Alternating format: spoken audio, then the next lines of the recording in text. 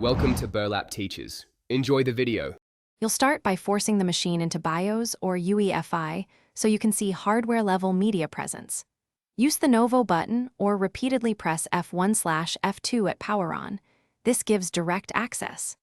Once inside, navigate to Boot or Configuration to disable Fast Boot and allow USB or optical detection, because fast modes can skip media checks.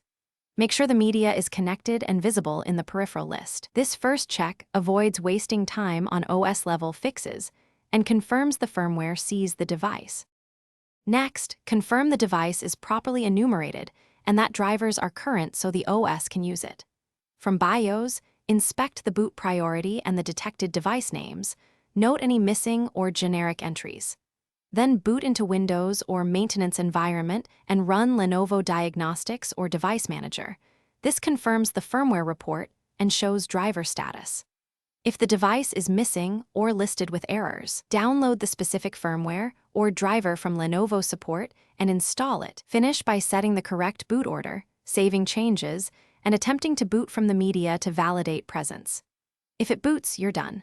If not, run a full hardware test from diagnostics to narrow the fault to cable, port, or device.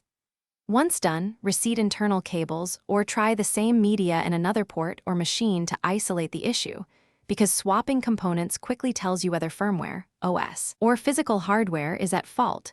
This single troubleshooting tip saves repetitive steps.